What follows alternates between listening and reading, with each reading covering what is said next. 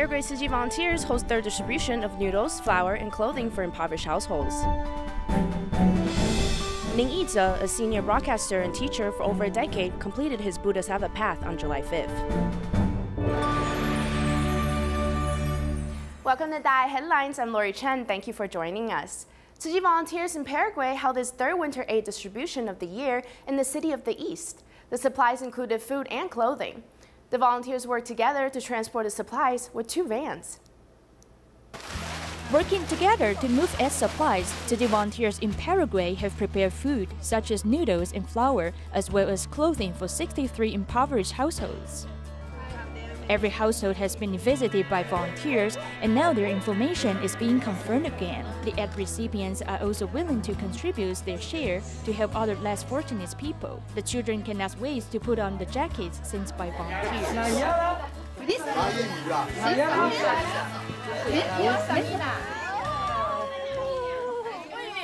Muy lindo, gracias. De nada.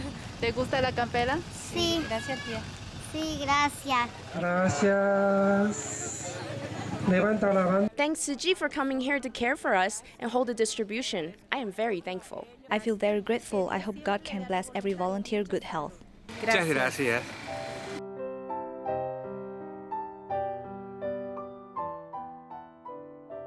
This year's third aid distribution in Paraguay was full of supplies and blessings. In October of last year, Hurricane Maria ravaged through Puerto Rico, with many families allowed to relocate to the United States. Chicago Tzu Chi volunteers obtained a roster of names from FEMA and began planning a distribution. Despite some unexpected twists and turns, hurricane survivors were finally able to get the much-needed aid.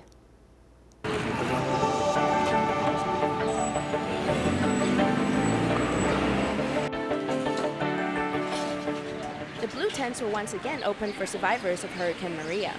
Tzu Chi Foundation reached out to us through FEMA and our state partners, and to be able to provide services, recovery services for families affected by the hurricane. Tzu Chi received official approval from the U.S. Federal Emergency Management Agency to obtain a list of 440 families affected by the disaster.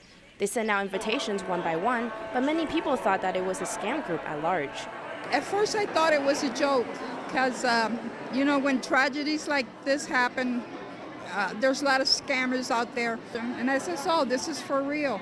And here I am, and I am so grateful. Some of the people don't even have a job, and they cannot afford to pay the rent. So some of the foods and all this, so we really desperately need help. That's why it's important we try to serve these people. It's crucial to get the aid supplies to the right people, so the checking process was very tedious. After entering the venue, a video was playing in the background.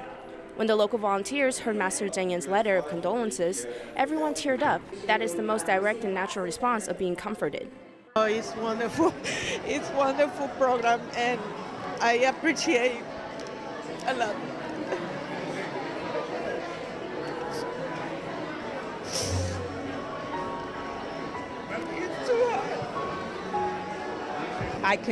It was very emotional for me. I was really feeling all the love. Many affected residents from Puerto Rico could not understand English, so Tzu Chi quickly recruited 42 Spanish translators to help the distribution. They were the key players in making the distribution so much smoother. The most touching thing was the fact that so many people were willing to help out. Some of the volunteers that were here that took the training today, they're evacuees from Puerto Rico. Give love to people.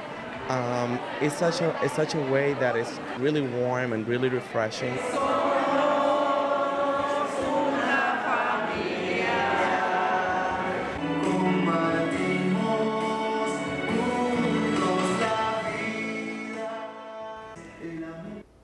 A Jojutla resident, Pablo, was kidnapped on the same day as the earthquake that struck central Mexico. Using survival instincts, it helped him overcome the fear. The kidnappers ran away because the earth shook. He was later found by the local army team. When Tzu Chi arrived at Jojutla, they comforted him. The love and support of Tzu Chi volunteers has helped him get through the hardships.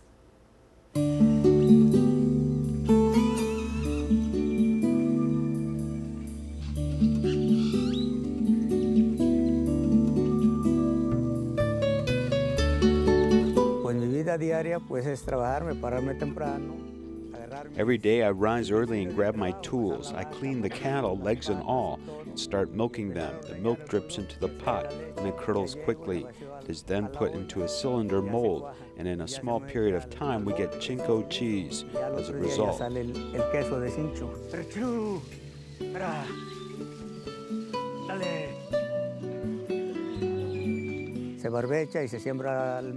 And that corn you see, I feed that to my animals. If there are leftovers, I make it into tortillas.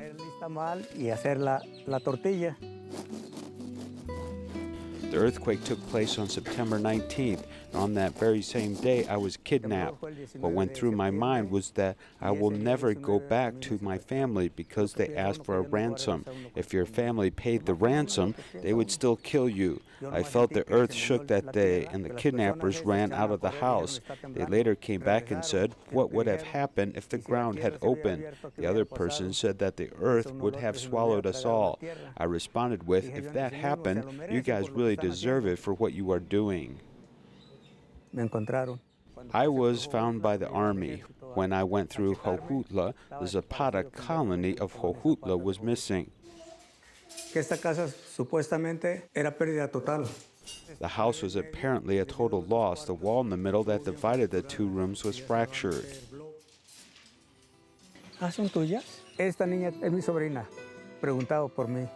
This girl is my niece. She was asking, where's Pablo? You get emotional because there's no one to help you, and this foundation comes along, and it's great that someone else was meant to help Mexico.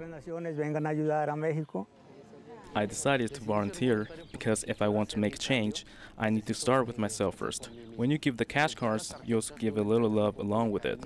Then Pablo arrives. I greeted him. How are you, sir? He tells me, I'm dying inside. I put my hand over him, and that was when he started to tell me his story. He started to cry, and I immediately hugged him. Tears fell, but it was nice, all of this. I became calmer, and it was great. It's a big help they're giving us. They told me that the cash cards can be used however I see fit. As Master Chen Yang says, we're all one big family. I will keep the cash card as a souvenir of Tzu Chi Foundation for generations to come. It will be in the family. This girl is only a year and 8 months old right now, and one day she'll understand the significance behind this card. It will be very meaningful. Volunteering is to give love without asking anything in return. This has been the best experience of my life. I'm very emotional because so many people supported us through the good times and the bad times. It was so lovely. I'm beyond touched.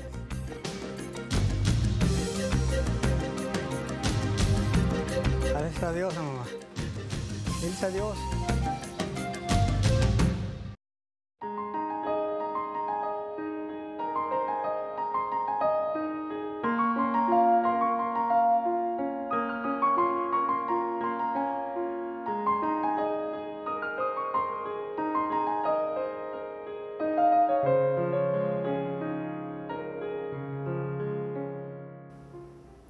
DaAi drama Life of Puppeteers will be released in January of next year. The drama will present the story of Tzu Chi volunteer Lin Yize, who was a senior broadcaster.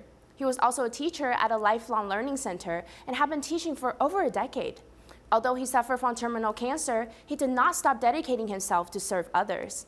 On the morning of July 5th, teacher Yize passed away peacefully in his sleep at the age of 63. Yize invites all audience members to say good words, do good deeds, and walk the right path in life. Talking with the host voice, Tzu Chi volunteer Lin Yize was invited by Broadcasting Corporation of China to host a radio show. He had been the host for 18 years, using volunteer stories to spread Tzu Chi's great love. I'm suffering from terminal cancer, and I have lost everything. Despite the situation, I would rather be a useful person than a useless one. I fight cancer with a positive attitude. Now I want to tell everyone that cancer is afraid of happiness. Facing the countdown of his life, Mr. Lin did not give up pursuing his patients.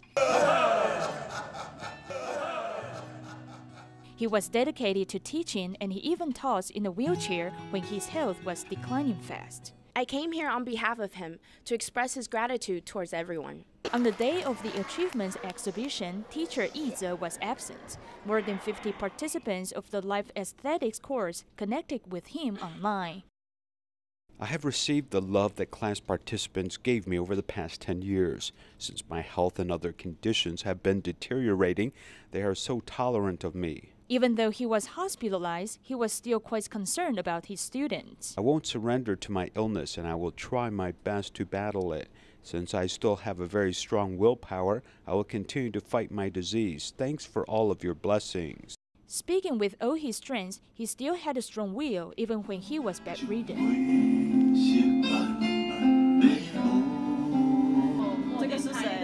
The lead actor from the DaAi drama Life of Puppeteers, who played the role of Mr. Lin, was present, as well as the director and DaAi TV staff members all went to the hospital to care for him.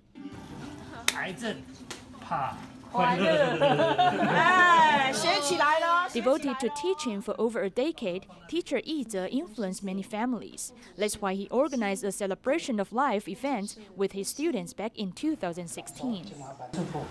May teacher Yize have a speedy recovery and return back to the classroom to spread more love.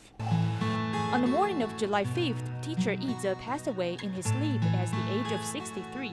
The love that he had given will remain in everyone's hearts forever. The volunteers gathered together to chant sutras and pray for him. Hello everyone, I'm Lin Yize.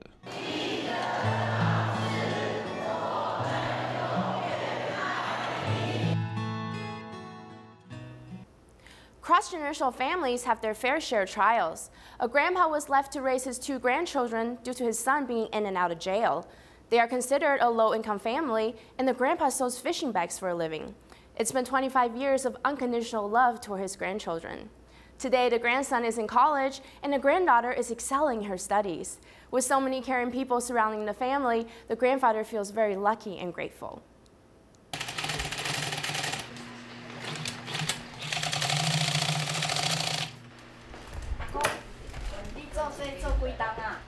Oh, 这是久啊，这是我少年的时阵就学这针车缝纫的这针车嘛吼，啊了后这做这什么这是迄个钓鱼的物件啦。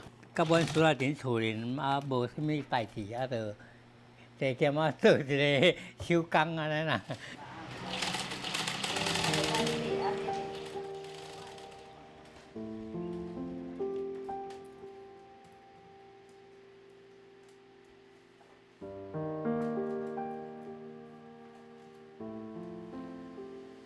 Yu Hao and Yu Jun were raised by their grandfather. Ever since he was little, Yu Hao has been excelling in his studies. He makes it his daily mission to help tutor his younger sister. Grandpa always asks us to review our studies. He will also help us with our weekly planning. Our daily studies does not just include one subject, but there are a total of 9 subjects that we have to review. My wife and I were the ones taking care of the children. They were with us ever since the older one was preschool age. The little one was still in diapers when she came to us. When our granddaughter got to the age of preschool, my wife sadly passed away. I was left all alone taking care of the children. I told myself that if I gave up right now, then both of my children's lives would be over. If I didn't take on the responsibilities myself, then they wouldn't have a future. So that is why I told myself no matter what, I have to take care of both of them. 所以我一定好，我一定要带。李先生，哎，李先生，哦，啊，你有早食未？你早有食饭啊未？有啊。你想你这骹，我的骹今摆你这骹这种水肿，这是吃药引起的吗？没有，水肿是我长期吃高血压。高血压的药引起的哦。因为咱这肌肉挤落，应该是会马上弹回来，但是你这挤落拢袂浮起来吼。你下次去的时候，请医生帮你看看。逐道来看你愈来愈袂行，你再去顾2个孙，我嘛足替你烦恼的呢。都长大了，没有关系。都长大了。Many times, I feel very helpless for the grandpa. One day, I just so happened to have had the opportunity to take grandpa to the hospital for his checkup. I thought, why don't I just give him a ride, since taking the taxi will be around a $33 bill. So that was what I did, and it also helped me understand what medical conditions the grandpa had and what follow-up needed to be done. There are many charity organizations around, like Tzu Chi or other local community ones, such as assistance for low-income families. There isn't a lot financially, but it does help. Better than nothing. I think Tzu Chi is the one that helps out the most. If it wasn't for them, my grandson would not have been able to have the chance to attend school. 阿公，你也喜欢看书哦？是啊，没事啊，在这边坐一坐，小孩子在做功课啊。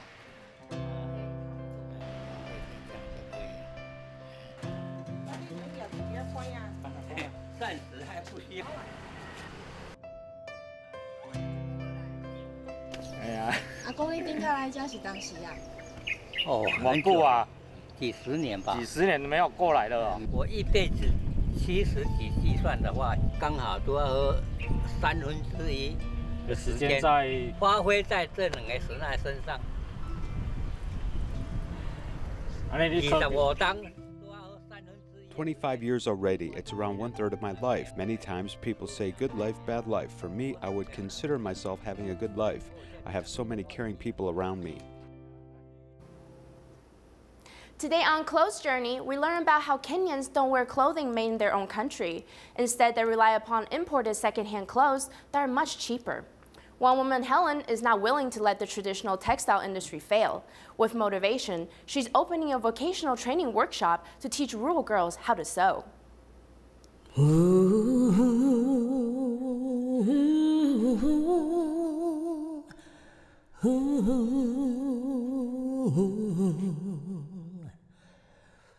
This innocent smile can't hide the shabby, dirty, ill-fitting secondhand clothing.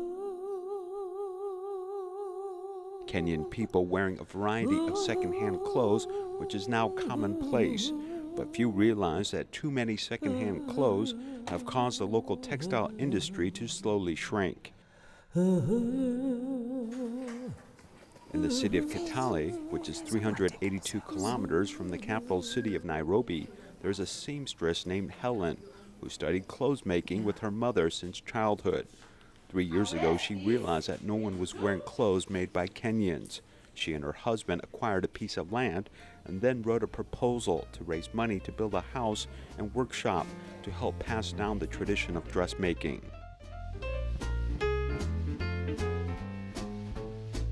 And I had an old sewing machine which belonged to my mother. So I started under that avocado tree. After the workshop was built and classes started, Helen found that some girls would write notes in a notebook, but more than half of them did not know how to write. The girls cannot read, they cannot write, they cannot do any arithmetic. This led Helen to reduce the number of lessons at the blackboard and spend more time working with old rice bran bags at the sewing machine as the girls gradually learned how to operate it. Remember, you don't have the knowledge about how to run the machine, so we are going to use hands teaching.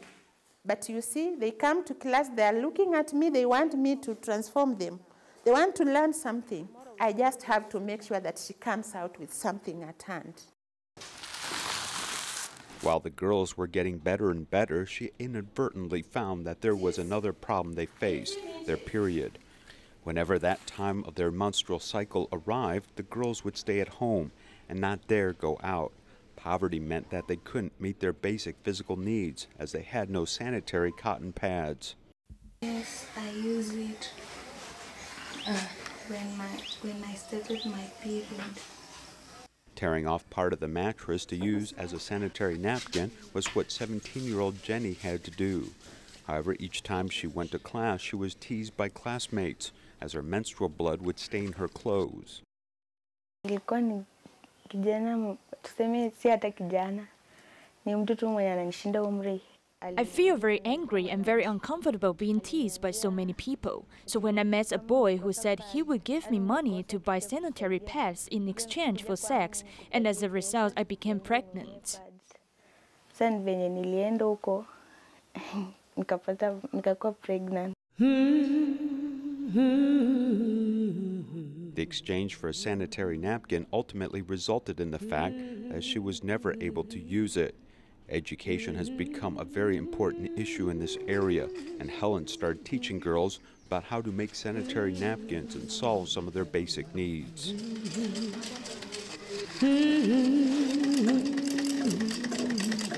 And you are showing us how to use the pads on the panty. Where are we going to get the panties? We don't have the panties. Viola, who is doing weaving, gave birth to a daughter with her boyfriend when she was 15. She couldn't work and take care of her children at the same time, so she came to Helen's workshop for help. I'm responsible for tending cattle every day. My parents didn't have money to send me to school, as my dream is to hold hands and walk together to school with my classmates. I want to take my finished products to the markets to sell them and make some money. Like Viola, Faith is also a single mother who had a child out of wedlock. At the age of 17, she gave birth to a daughter, and her life changed from being a girl to a mother. This led Faith and Helen to make clothes, leading to a big change in the life of their children. I train girls with the skills for self-reliance. Seeing these girls in various states of poverty, Helen found the only way to help them was to teach them how to make clothes to make money. This is one way to change the lives of these girls. Her instruction begins with teaching them how to buy cloth.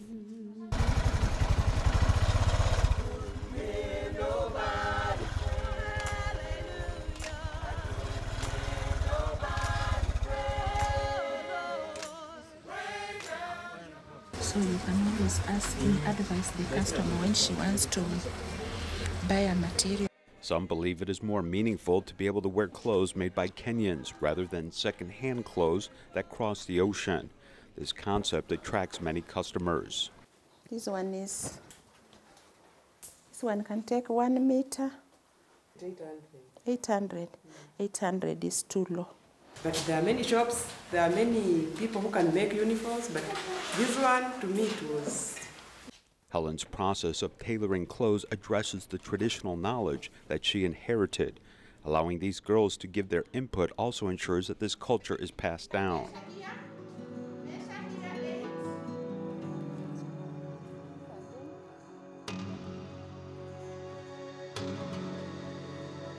Although the meal in the workshop is only white rice and some green vegetables, the path from poverty to self-sufficiency has brought about a change in the lives of these girls. In this rural community, the voices of these young girls who are struggling to survive encourage everyone to wear clothes made by Kenyans to keep their dream of self-sufficiency alive. Elementary students from all over Taipei City attended the Hands-on Nature Expo with great excitement. The goal of the event was for city children to get up and close and personal to Mother Nature. Thank you for joining us and see you next time.